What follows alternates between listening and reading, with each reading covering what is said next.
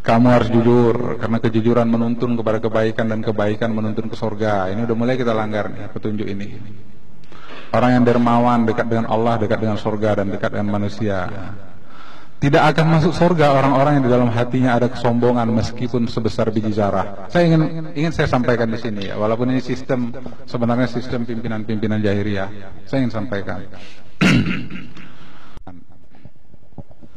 Kita terlalu sombong merasa diri kita benar, sehingga kita begitu marah apabila orang nggak sependapat dengan kita. Kita serahkanlah kebenaran kepada Allah. Marilah kita saling mendoakan. Tapi kita terlalu sombong untuk merasa bahwa kita benar. Akhirnya kita ingin menyakiti orang lain. Konflik di daerah akarnya itu arogansi. Memang kadang-kadang ada, dia baru 2 tahun masuk tarikat, kasarnya bukan main gitu. Tetapi saya hanya ingin mengatakan, kenapa nggak kita maafkan itu? Biarlah dia kasar, maafkan aja lah. Ini, jadi bagaimana kita bisa mengemban tugas ayah guru gitu, apabila kita penuh dengan arogansi? Saling memberi, kenyataannya di daerah itu saling meminta, minimal meminta penghormatan. Kenapa diminta penghormatan itu? Makanya saya kalau ada konflik di daerah sebenarnya saya malas menyelesaikannya, karena masalahnya nggak ada. Saling mengingatkan, kita tidak saling mengingatkan kita. Saya cukup paham realitas ini karena begini, saya kan BKK. Orang mengadu itu perginya ke BKK itu.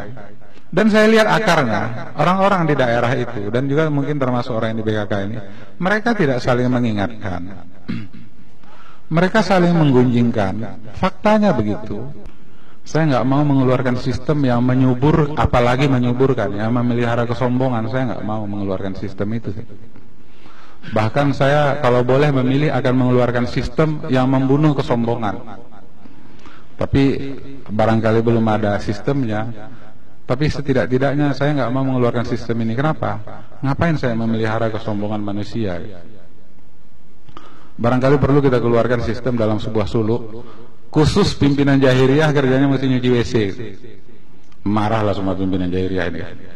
Kenapa?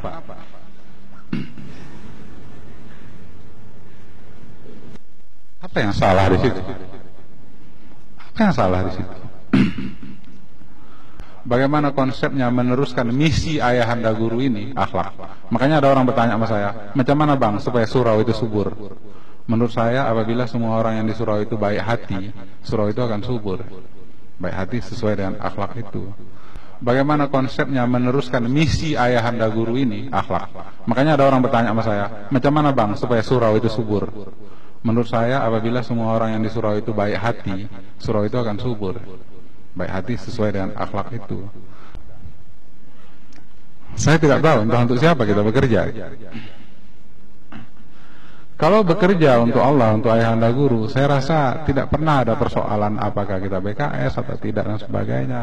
Dan pada saat kita berkarya, tangan kiri kita nggak tahu, jangankan orang lain. Ini akar masalah di daerah. Akhirnya begitu banyak keluar usulan sistem yang intinya untuk memelihara kesombongan. Keluar sistem tukar gaji mesti fax. Keluar sistem terlalu banyak peraturan. Saya pikir kalau ini bisa dicapai, semua peraturan ini buang aja lah. Semua peraturan itu buang aja lah. Beda pendapat membagi batu 5 atau 7, perang di daerah. Saya lihat bukan soal bagi batunya. Jadi ada usulan.